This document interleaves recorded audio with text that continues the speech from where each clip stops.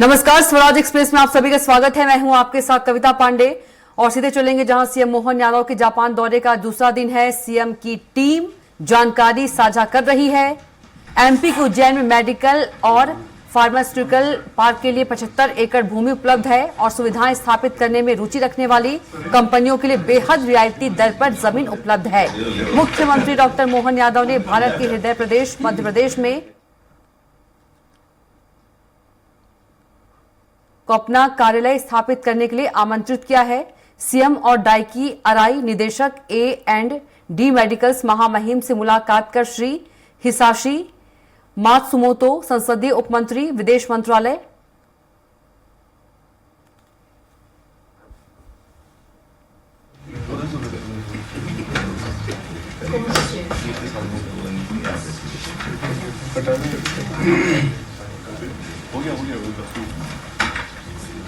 Thank you. No, I am also facing the same. Yeah.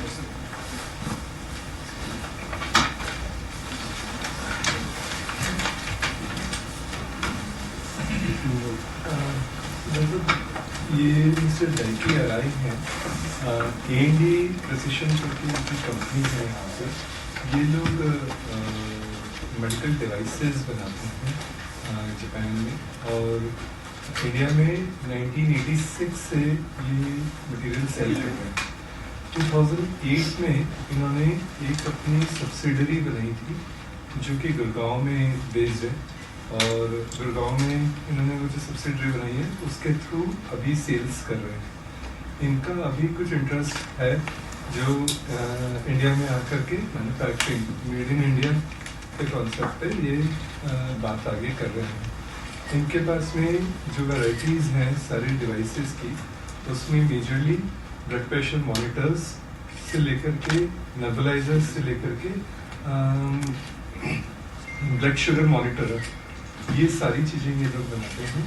और इसके अलावा उनके वेइंग स्केल्स वगैरह या और दूसरे मेजरमेंट के जो प्रोडक्ट्स लगते हैं हॉस्पिटल्स के अंदर, वो भी ये बनाते हैं। So that you can tell more about your company.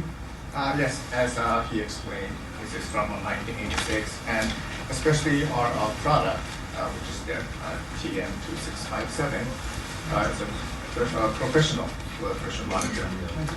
It is designed to meet the demands of high volume OPDs, and so it is very high reliable, and it is used actually in quite a lot in India as well, through Indian military general hospitals, country hospitals, and all over India. In global, we have sold this unit for more than 50,000 units within this 15 years. ये तो और ही बता रहे थे कि 1986 से इन्होंने भारत में अपनी बिक्री शुरू करी है, और विशेष रूप से ये एक प्रोडक्ट है इनका TM2657, जिसके यहाँ पे पोस्टर रखा है। इसके बारे में अगर बताएं तो जहाँ पे OPD में भी जो हाई वैल्यू वाली OPD होती है वहाँ पे इसका इस्तेमाल हो रहा है, क्योंकि ये बहुत ही विश्वसनीय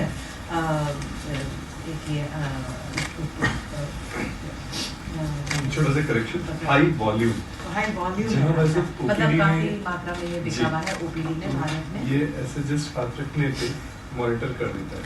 इनके जो प्रोडक्ट्स हैं, इनके कुछ ब्लड प्रेशर में इन्होंने मास्टरी है इनकी, इस तरीके से करें तो। और इन्होंने अभी वायरलेस ब्लड प्रेशर मॉनिटरिंग भी बनाया है, जो सिर्फ यहाँ पर लगाया and blood pressure monitor.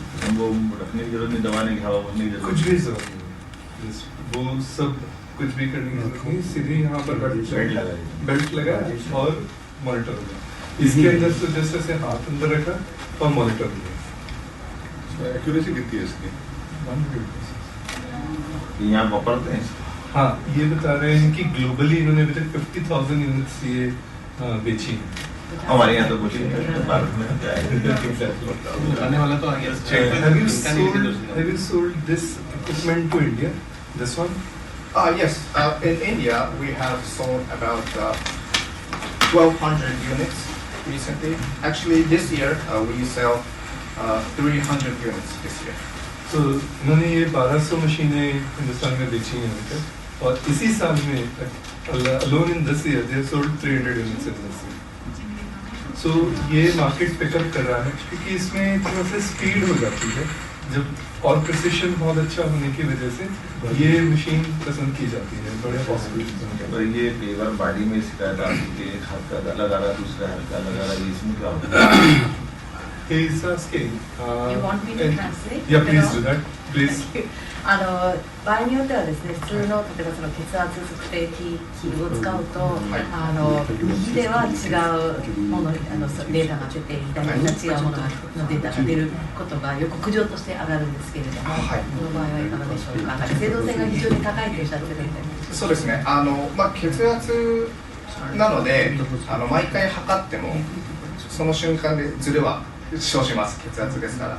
ただそこはですね、弊社のインドにある現地法人が説明をさせていただいて、座り方であったり、腕の置き方であったりっていうところを指導させていただいた上で、適切な血圧をですね測定していくと。でまた血圧はですね毎日測ることによって平均的なデータも取れますので、そのズレも含めて平均的な血圧を知ることが大事である。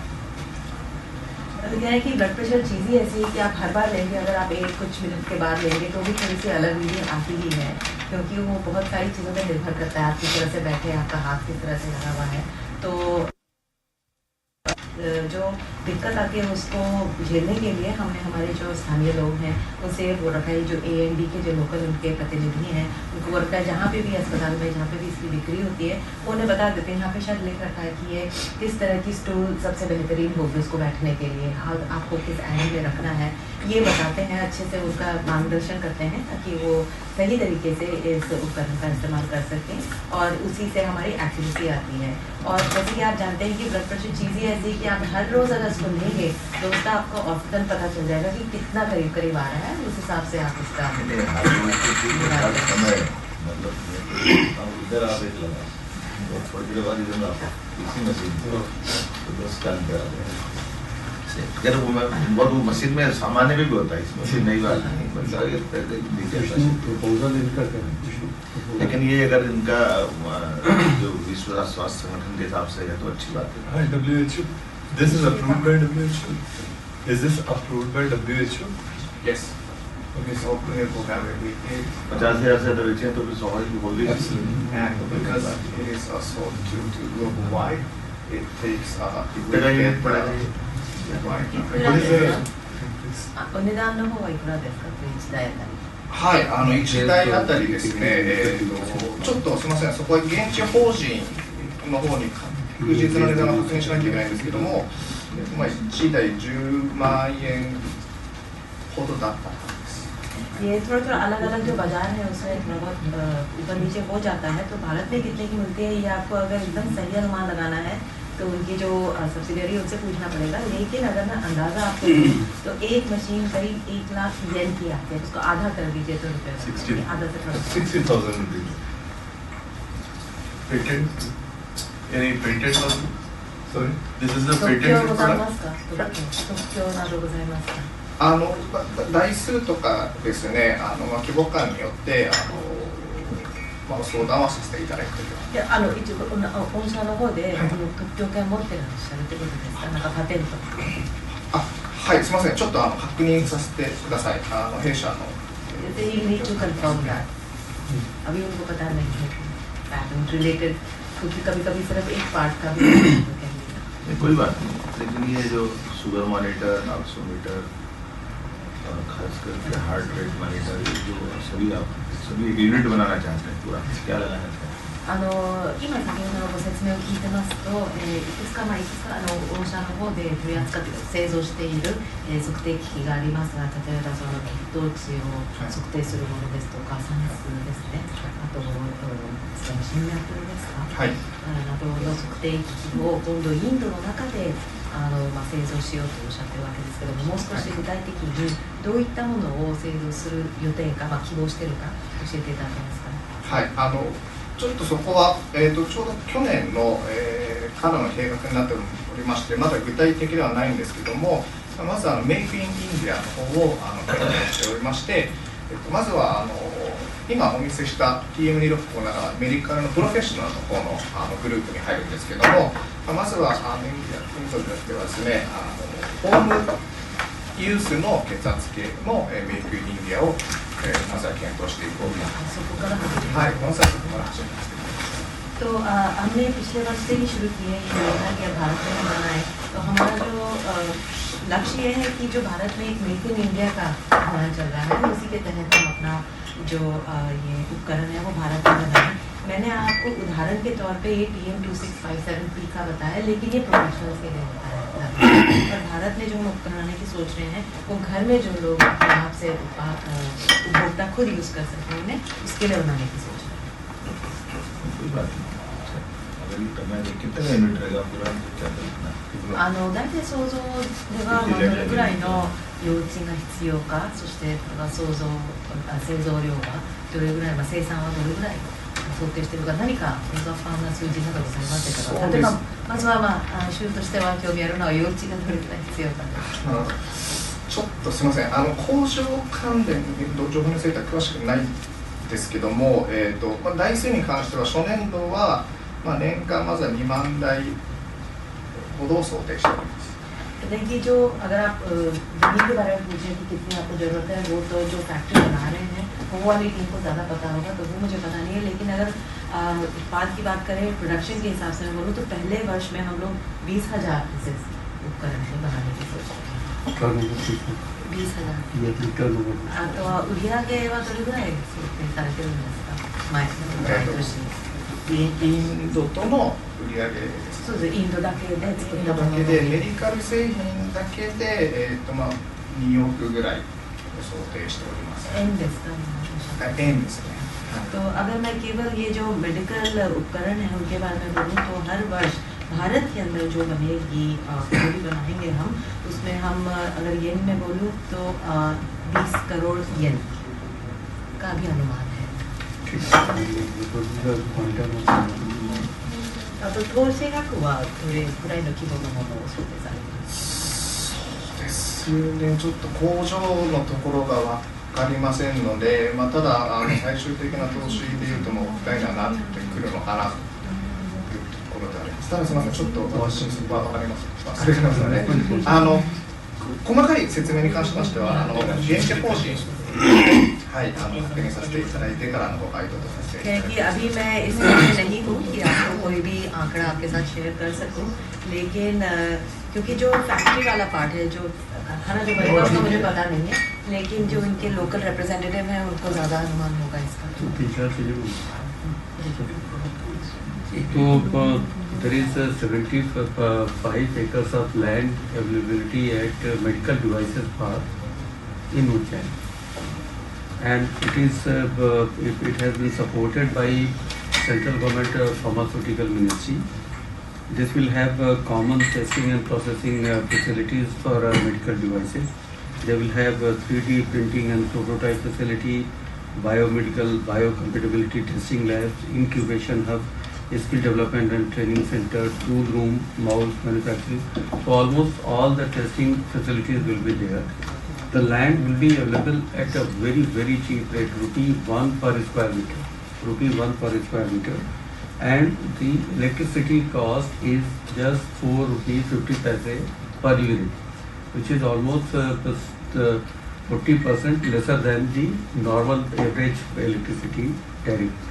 Apart from that, we also give support up to 40% of total investment in plant and machinery, and then we also give support in say registration stamp duty fee, and there are not many other support. So precisely this is the kind of tailor-made facility available at Ujjain, and that is medical devices park, well supported by central government pharmaceutical units. もう少しじゃあその医療機器だけに関して東州が提供しているいろんなインセンティブですとかサポートについて具体的な話をさせてください。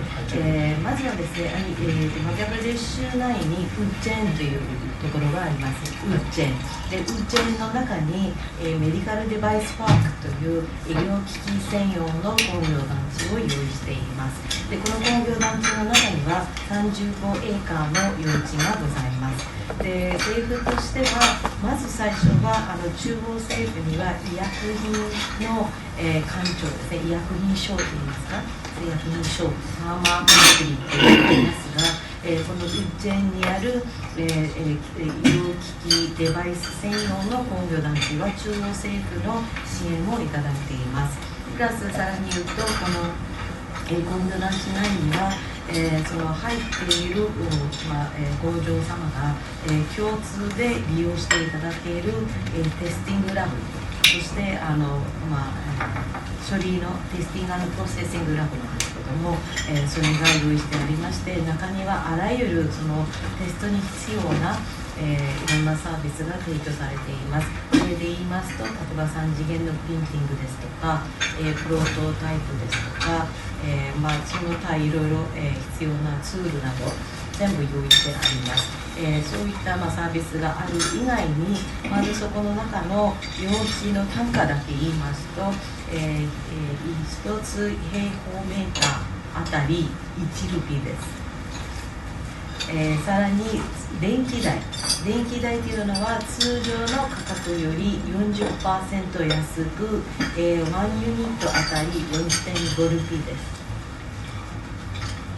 でそれ以外に入ってきていただくお客様の、希望にもよりますが、ある一定程度の希望を超えたら、その、工場といろいろ、初期投資に使う、機械などに対して 40%、それの、支出の 40% を州政府がサポートしてくれるというものがあります。またそれ以外に、活用していただけるものとしては、例えば会社登記するときの登録費ですとか運賃などにおける、各免除だったり、割安にしてあげたりするものがあります。でそういう意味では、広州のウッジェンという、町の中にある、医療機器専用の工業団地は、その入ってきていただく工場様に、カスタマイズされた、サービスを提供が可能です。ये mutually international sales वाली management team के person, इन्होंने इनके कल ही हमारी जब इनसे बात हुई तो इन्होंने मतलब इनके इंडिया वाले पार्ट से बात हुई तो इन्होंने यहाँ पर एक मीटिंग ऑर्गेनाइज करी। सो दूसरे मैनेजमेंट की जो प्रोजेक्ट मैनेजमेंट वाली इनकी टीम के सीनियर मैनेजमेंट पर्सन है वो आज एकदम से अवेलेबल नहीं हो पाए, पर मैंने ये चाहा कि एक बार मना नहीं तो पलक पावड़ बिछा करके मैंने वही बात मुद्दा यही है कि ऐसा करे और जो इनकी मैनेजमेंट की टीम है या निर्माण की एजेंसी वाले जो लोग वो कोई भी वहाँ पर देखना चाहे और वो अपने यहाँ पे जो पार्ट है इंश्योरेंस कंपनी लोकल किसी को जो वगैरह जो अपना जो भी जिसका इंटरेस्ट होता है वही है ना तरीका इसमें।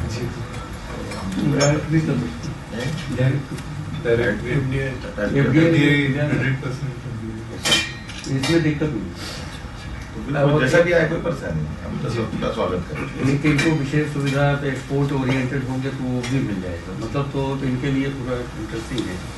ease of doing business. I have two questions. Do you have any other manufacturing units outside of Japan? Number one, and who's your local partner in India as far as manufacturing is concerned? そうですね、いくつか先ほど発言がありましたので全部まとめて話してください。収支省としてはぜひともですね、御社のようなメーカーを歓迎したいと思っています。そして先ほどおっしゃったいろんなサービスを州として提供している中ですけれども、例えばインドの、現地の会社と組んでジョイントベンチャーという形でも OK ですし、この分野における海外の直接投資は 100% 許可されている分野ですので 100% 御社だけで出資していただいても構いません。で、イージョンドゥインビジネスということをお話ししましたけれども、そういったやっぱりそのビジネスをしやすい環境に州政府が非常に注力しているわけですので、ぜひそれを活用していただきたいというふうに思っています。確かに今回は急遽今日対応していただくことになったので、おそらくそのプロジェクトマネジメントをしているチーム、工場チームが方がいらっしゃらないということですが、良いタイミングを見つけてですね、その管理とか、計画しているチームメンバーに実際に来ていただいて、そしてさらに話をしていただきたいと思ってますので、要するに州首相としてはもう歓迎したいということです。でもう少しこちらから質問があったのは、御社は海外もなんか、製造拠点ってございますでしょうか。これが一問で、でもう一つはその現地の会社というのはどっかにこの会社なのか。नमस्कार, Swaraj express में आप सभी का स्वागत है। मैं हूं आपके साथ कविता पांडे। बुलेटिन की शुरुआत करेंगे जहां सीएम मोहन यादव के जापान दौरे का आज दूसरा दिन है। सीएम की टीम जानकारी साझा कर रही है। एमपी के उज्जैन में मेडिकल एवं फार्मास्यूटिकल पार्क के लिए 75 एकड़ भूमि उपलब्ध है और सुविधाएं स्थापित करने में रुचि रखने वाली कंपनियों के लिए बेहद रियायती दर पर जमीन उपलब्ध है। मुख्यमंत्री डॉक्टर मोहन यादव ने भारत के हृदय प्रदेश मध्य प्रदेश में अपना कार्यालय स्थापित करने के लिए आमंत्रित किया है। सीएम और डाइकी अराई निदेशक A&D मेडिकल्स महामहिम से मुलाकात। श्री हिसाशी मात्सुमोतो संसदीय उपमंत्री विदेश मंत्रालय।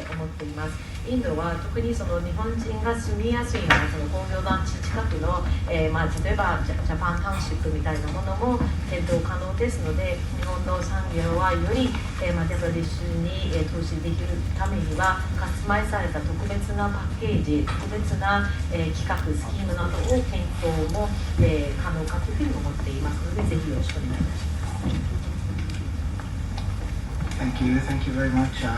I think in this regard, the Investors Summit planning at the end of next February would be a very good occasion to promote your state to the Japanese existing companies in India. So we will cooperate with you for the success of this forum in order to invite more and more Japanese companies to this center.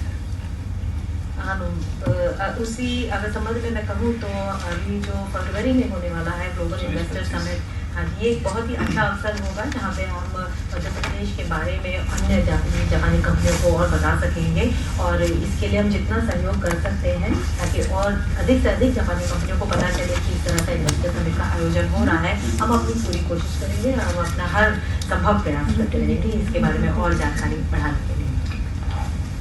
इसके साथ ये भी जानना चाहूँगा कि अगर आप ministry से संबंधित हैं या हेल्थ सेक्टर में संपर्क इससे जुड़ी हुई कंपनी को भी हम साथ में कहीं कोई अपने मदद दिलाना चाहेंगे जिसके माध्यम से या गवर्नमेंट मिनिस्ट्री और गवर्नमेंट के हेल्थ सेक्टर से प्राइवेट सेक्टर से भी आपस में नई तकनीक के आधार पर हेल्थ डिपार्टमेंट कोई मौजूद सकता है इसमें नई टेक्नोलॉजी के लेकर जापान का एक विशेष स्थान है।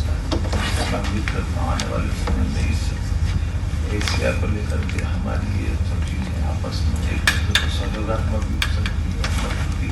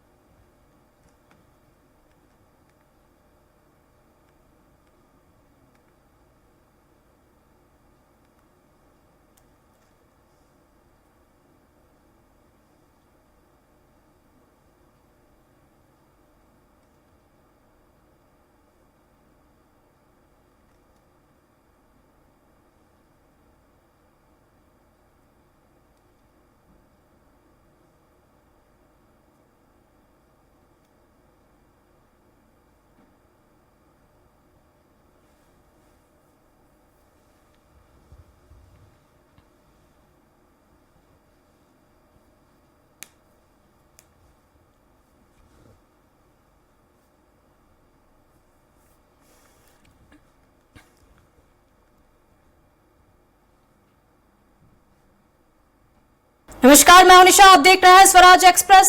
बुलेटिन की शुरुआत करेंगे बड़ी खबरों के साथ। मुख्यमंत्री डॉक्टर मोहन यादव की टोक्यो में मध्य प्रदेश के प्रवासी भारतीयों और मित्रों से बातचीत।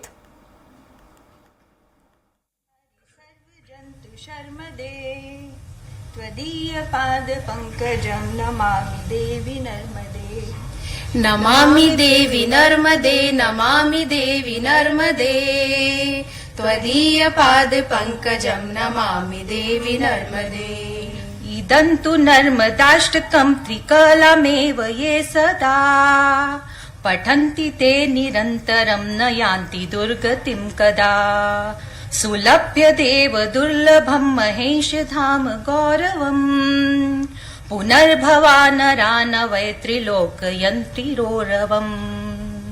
त्वदीय पाद पंकजं नमामि देवी नर्मदे, नमामि देवी नर्मदे, नमामि देवी नर्मदे। Thank you, ladies, for a beautiful rendition. I now request His Excellency Mr. C.V. George, Ambassador of India to Japan, to kindly deliver the opening address.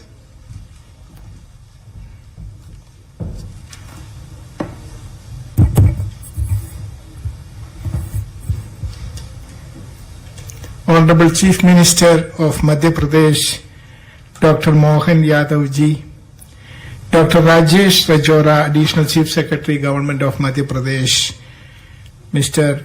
Raghavendra Kumar Singh, Principal Secretary, Department of Industrial Policy and Investment Promotion, Government of Madhya Pradesh, officials from the Madhya Pradesh government, distinguished members of the Indian diaspora who have come here.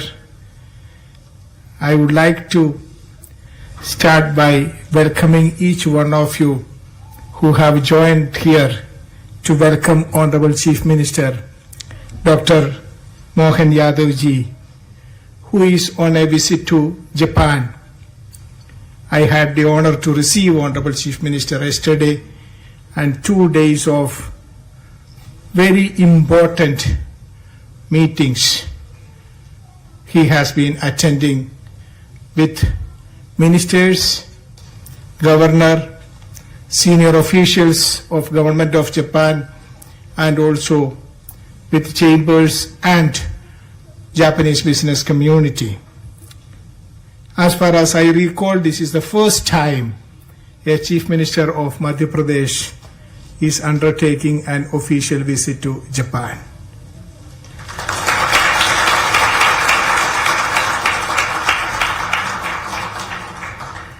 And I recall that in each of the meetings, we started by saying that Madhya Pradesh is the heart of India. It's a proud moment to see that Madhya Pradesh has come now to Japan to seek partnership. You all know that we have excellent relationship with Japan at every sphere, historical, cultural, civilizational. But one missing puzzle was actually Madhya Pradesh. Now I'm very happy that during my tenure as ambassador, we were able to have that puzzle also filled in, and now we have a complete relationship between India and Japan. So I do not want to stand between Honorable Chief Minister and my dear diaspora. I would like to just thank each one of you for joining us today. It's a wonderful evening. I'm very happy that we could meet the community, and Honorable Chief Minister could meet the community when he is here. He has 2 more days of visit, which he would be doing in other cities of Japan. But as far as Tokyo is concerned, let me tell you, it has been a wonderful experience having spent 2 days with the Honorable Chief Minister and his team. So once again, I congratulate the Madhya Pradesh team for the excellent work, background work they have done to prepare for this visit. And we look forward to remaining in very close touch to continue our engagement between Madhya Pradesh and Japan. Thank you. Thank you, sir. We now have an audio-visual presentation on Advantage Madhya Pradesh. If you seek a land wherein finite possibilities meet boundless opportunities, if you see the nation's largest solar and hydropower plants exist alongside one another on Narmada River, if you're passing through Asia's longest high-speed automotive testing track, if you find more than 300 pharma and medical devices or medtech companies in one land and medicines being exported to 160 countries, if you witness a thriving agricultural ecosystem that produces 27% of India's organic crops and as many as 11 agroclimatic zones, which is the highest in the nation. If you're exploring a vast industrial land bank of more than 1 lakh acres, if you're not facing land and labor issues at all, if you're finding ample raw material for cotton, silk and man-made fiber, if you meet talent from India's first Global Skills Park, IIT, IIM, NID, NIFT, MANET and many prestigious institutions near you,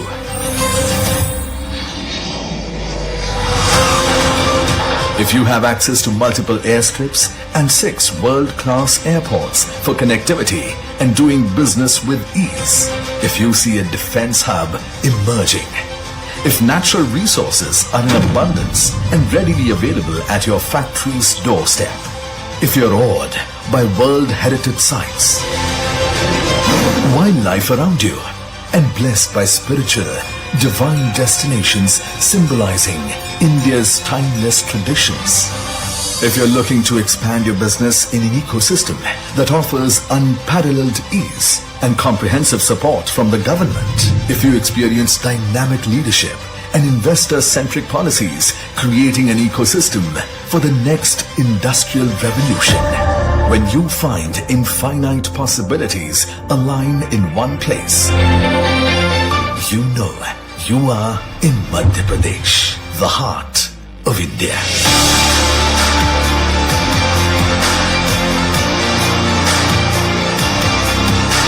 Welcome to the 8th Global Investors Summit 2025, Bhopal, Madhya Pradesh, where global visionaries, policymakers and industry leaders will converge for 2 power-packed days. Engage directly with Chief Minister Dr. Mohan Yadav, who is committed to realizing the Honorable Prime Minister Narendra Modi's vision of a developed nation. The summit transcends boundaries with groundbreaking collaborations and strategic partnerships that drive global investment and innovation. From celebrating our heritage to building a sustainable tomorrow. अरे आप आइए, आपको अगर policy से out of वे भी जाना हो तो सरकार तैयार है आपकी सारी मदद करने के लिए।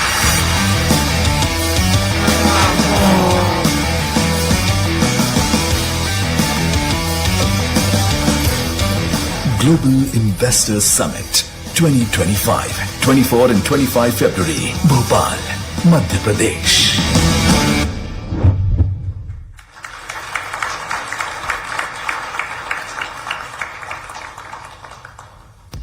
I request Mr. Raghavendra Kumar Singh, Principal Secretary, Department of Industrial Policy and Investment Promotion, Government of Madhya Pradesh, to kindly address the audience. आज के इस कार्यक्रम में उपस्थित माननीय मुख्यमंत्री महोदय, कार्यक्रम में उपस्थित his excellency ambassador CB jar साहब, श्री राजेश राजौरा सर, रोहित गंगवाल जी, मध्य प्रदेश के हमारे फ्रेंड्स ऑफ एमपी के यहाँ पे पधारे हुए लोग, इंडियन डायस्पोरा के लोग, मीडिया पर्सन्स और हमारे यहाँ पधारे हुए सभी लोगों को मैं मध्य प्रदेश की तरफ से नमस्कार कहता हूँ। मुझे पता है कि बहुत देर तक मुझे यहाँ खड़े नहीं रहना है, माननीय मुख्यमंत्री जी को हम सभी सुनना चाहते हैं। मैं बहुत ज्यादा न तो पॉलिसीज की चर्चा करूंगा न कुछ ऐसी बात करूंगा। मैं केवल मध्य प्रदेश वालों को मध्य प्रदेश याद दिलाने के लिए कुछ लाइनें मैं पढ़ रहा हूं मध्य प्रदेश गान से। क्षिप्रा में अमृत घट छलका, मिला कृष्ण को ज्ञान यहाँ, महाकाल को तिलक लगाने मिला हमें वरदान यहाँ। कविता न्याय वीरता गायन सब कुछ यहाँ विशेष है। हृदय देश का है यह, मैं इसका, मेरा मध्य प्रदेश है। सुख का दाता सबका साथी, शुभ का यह संदेश है। माँ की गोद पिता का आश्रय, मेरा मध्य प्रदेश है। तो ऐसे ही मध्य प्रदेश के निवासियों को मैं पुनः कहूंगा कि मध्य प्रदेश को heart of incredible India, Bharat का हृदय प्रदेश कहा जाता है और मध्य प्रदेश आपके हृदय में है। तो मैं आप सभी लोगों को मध्य प्रदेश की धरती को हमेशा याद रखने के लिए, मध्य प्रदेश में निरंतर आते जाते रहने के लिए इनवाइट करता हूं। ग्लोबल इन्वेस्टर समिट के समय आएंगे तो और बेहतर लगेगा। मैं अपनी वाणी को यहीं विराम देते हुए जय हिंद, जय Madhya Pradesh. Thank you, sir. We will now see another audio-visual presentation on the opportunity. मुख्यमंत्री डॉक्टर मोहन यादव की टोक्यो में मध्य प्रदेश के प्रवासी भारतीय और मित्रों से बातचीत। एक होते सगे और एक होते संबंधी, है ना।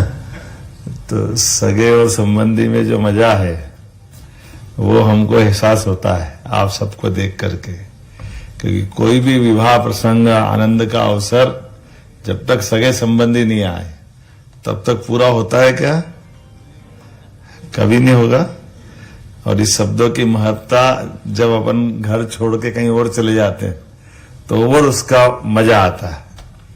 वो जड़ों से जुड़ करके उस तरफ देख करके जो सुख का एहसास होता है, उस एहसास का अंदर से अनुभूति होने का क्षण भी यही है।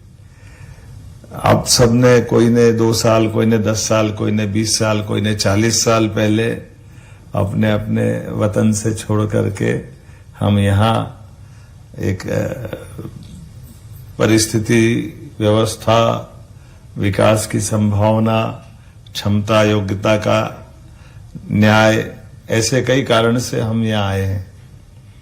और एक अच्छी बात यह है, अभी मैं पत्रकारों को इंटरव्यू भी दे रहा था तो ऐसे ही पूछते हैं कि भाई आप भारतवासियों के लिए क्या सोचते हो?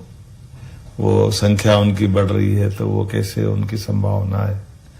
हमने कि भारतवासी जहां कहीं भी जाएंगे इनकी भूमिका सदैव एक जैसी रहेगी।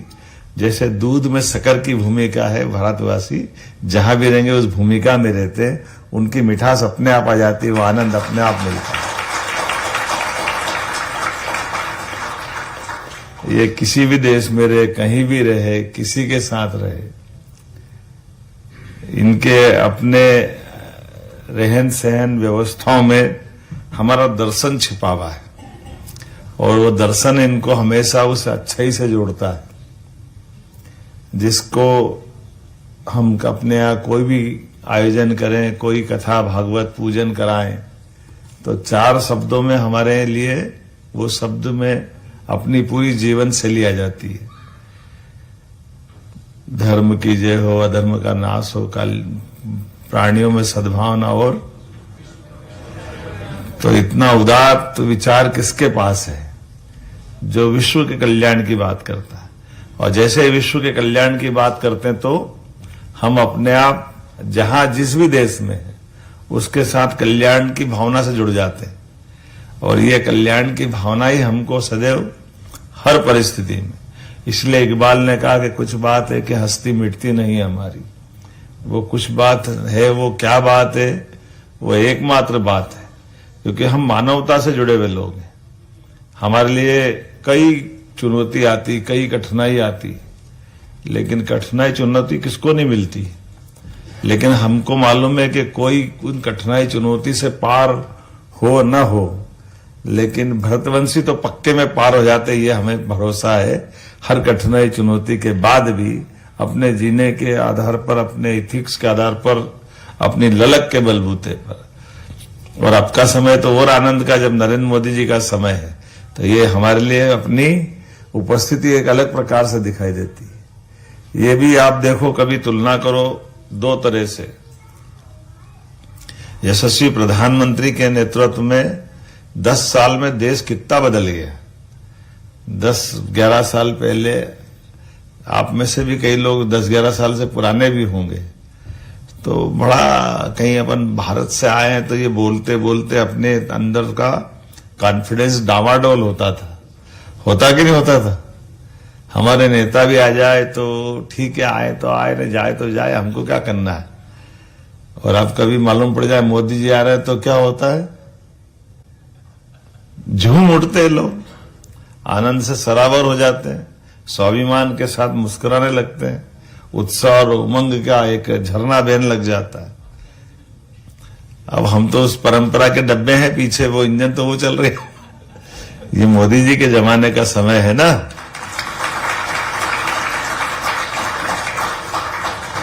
राज्य के मुखिया का, राज्य की व्यवस्थाओं का, हमारी जो संघीय भारत की व्यवस्था है, और ये मेरे नहीं, हमारे लिए अतीत के काल से, जब देश और देश के नेता जिस हाल में रहे होंगे उस हाल में उस देश की सदैव अपनी पहचान रही है।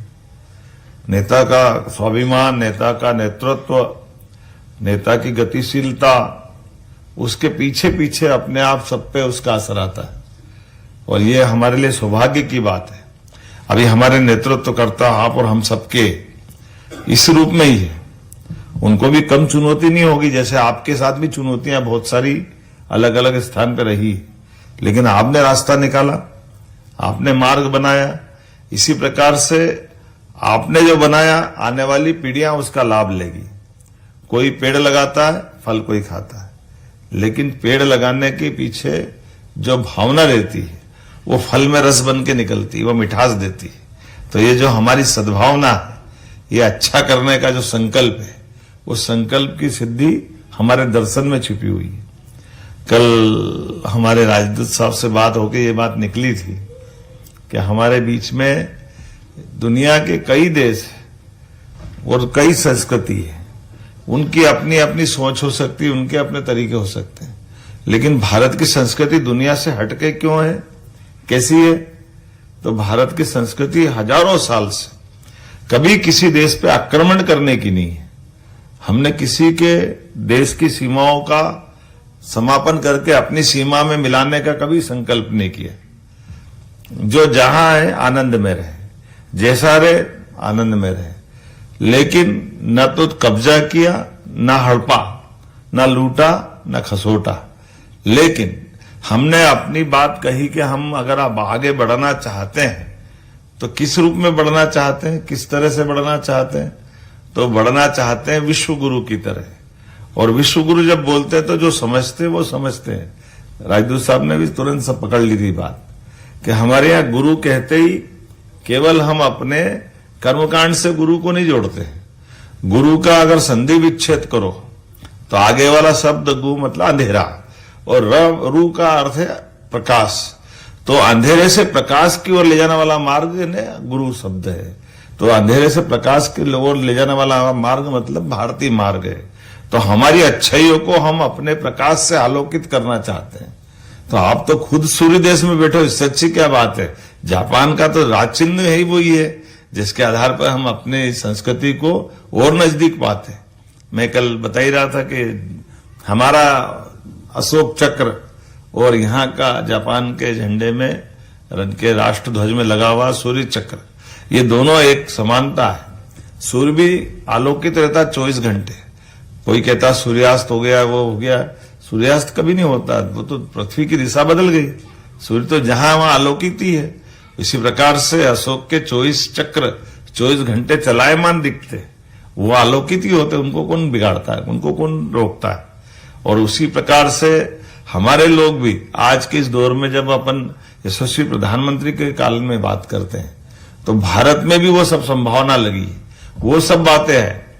और आप देखो बदलते बदलते एकदम से कहां हम 11वें नंबर से 5वें नंबर पे आ गए, और 5वें नंबर पर आकर के अब हम सब किसी के लिए राह में, मार्ग में बाधा नहीं बनेंगे।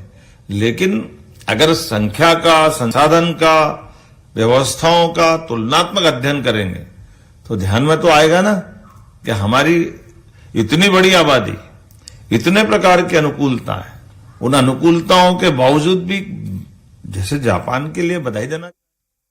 मुख्यमंत्री डॉक्टर मोहन यादव की टोक्यो में मध्य प्रदेश के प्रवासी भारतीयों और मित्रों से बातचीत, देखी लाइव तस्वीरें।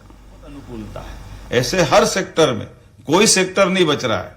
हेल्थ डिपार्टमेंट में अब हमने तो ये प्लान कर लिया है कि हमारे, आपको एक आंकड़ा बताऊंगा अभी जिस पे हमने टेंडर लगवा दिया। हमारे पास 1956 में मध्य प्रदेश बना, लेकिन 56 से लेकर 2004-5 तक अधिकांश समय कांग्रेस की सरकार रही, तो कुल 5 मेडिकल कॉलेज हमारे पास थे। कितने थे? 5। लेकिन जैसे हमारी सरकार 3-4 बनी, पहले उमा जी की, फिर बाबूलाल गौर की और बाद में शिवराज जी की, तो हमने ये 20 साल मतलब 2023 में जब मेरी सरकार अपनी ये सरकार ने दायित्व लिया, तो इसमें 14 तो गवर्नमेंट मेडिकल कॉलेज हो गए और 13 प्राइवेट हो गए, तो 14 और 13 कितने हो गए? 27, और 3 हमने लोकार्पित कर दिए। तो ये एक तरफ पूरे 55 साल में 5 मेडिकल कॉलेज, और कहा 20 साल में 30 मेडिकल कॉलेज, और 30 के बाद अभी हमने प्राइवेट पीपीपी मॉडल पे मेडिकल कॉलेज लगवाए। तो उसमें नियम ये बनाया कि हॉस्पिटल हम दे देंगे, मेडिकल कॉलेज वो डाल दे। तो जो प्राइवेट पीपीपी मॉडल डालेगा तो 24 मेडिकल कॉलेज 2 साल के अंदर हो जाएंगे। तो अकेले मध्य प्रदेश में हमारे पास 50 मेडिकल कॉलेज हो जाएंगे। तो आप बताओ, 22 साल में 50 मेडिकल कॉलेज और 55 साल में 5 मेडिकल कॉलेज। अब दोनों का तालमेल करके देखो, और ये एक सेक्टर नहीं, ऐसे बहुत सारे सेक्टर बता सकता हूं। हमारे यहाँ बिजली, अब बिजली के लिए अपनी बात निकलती है तो बिजली के एक 5 हाउस पावर पे कनेक्शन पे हमको 53,000 की सब्सिडी देना पड़ती, किसान से 7,500 लेते हैं। हमने कहा ये 2-3 साल में वो 7,500 भी नहीं लेंगे, बल्कि सोलर पंप पूरा दे देंगे, पूरा तुम बिजली फ्री रखो, बल्कि मीटर लगा लेंगे। आपके पास ज्यादा है तो सरकार और खरीद लेगी। अब इसके 2 फायदे क्या होंगे? एक फायदा क्या होगा कि जो हमारी सब्सिडी हर साल जाती है वो बंद हो जाएगी, किसान अपने पैर पे खड़ा हो जाएगा। तो इसके चक्कर में हमारी सरकार का लगभग 15,000 रुपए प्रति साल का जो लॉस होता है वो बजट में वो बच जाएगा। तो कुल मिला के कदम कदम पर इतनी सारे सेक्टर में काम कर रहे हैं, इतनी सारी संभावना है। तो मैं समझता हूं कि आज के इस अवसर पर ये व्यापार व्यवसाय की दृष्टि से भी, देश प्रदेश को आगे बढ़ाने की दृष्टि से भी, आपके परिवार में भी बदलाव आने की दृष्टि से भी, बदलते समय में हम सब इनको खुली आंखों से देखें, इसको लागू करें। और इसीलिए आज अपने इन सब बातों को लेकर के अब लीडरशिप का भी काम बदल गया। केवल नेता बनकर के हम हाथ हिलाएं, भाषण दे के चले जाए, ये समय नहीं है। माननीय मोदी जी के समय का सदुपयोग करना है। तो आज अपने पास दिन भर में इन्होंने भी मेरी बिल्कुल आज मान के चलो कि चाय पानी के लिए भी नहीं छोड़ा, सुबह से रगड़ रगड़ के इतना जबरदस्त खींचा है। लेकिन इसका भी सुख है कि जब हम लीडर बनते हैं तो माननीय मोदी जी को देखना पड़ता है। आदर्श कौन है? मोदी जी है। और जब मोदी जी आदर्श बनते हैं तो हमारे को अपने देश पे गर्व होता है। तो जब अपने लिए कोई नेता, नेतृत्व करने वाला इतना सेक्रीफाइस करता तो बाकी को प्रेरणा मिलती। मुझे इस बात की प्रसन्नता है कि हम भी अपनी इन व्यवस्थाओं के आधार पर बदलते दौर में, ये लोकतंत्र की खूबसूरती है, कोई बात नहीं, सरकार किसी की भी हो, लेकिन देश तो आगे बढ़ना चाहिए ना। बढ़ना चाहिए कि नहीं बढ़ना चाहिए? तो हम में से सब मिलकर के अपने देश के लिए भी, और जहां रहे उसको भी बढ़ाते रहो, जापान को भी आगे बढ़ाओ, अपना देश भी आगे बढ़े। ये शुभकामना देते मेरी बात समाप्त करता हूं। बहुत बहुत धन्यवाद। Thank you, sir, for an inspiring address. I now request Mr. Rohit Gangwal, Coordinator, Friends of Madhya Pradesh, to present the closing remarks and vote of thanks.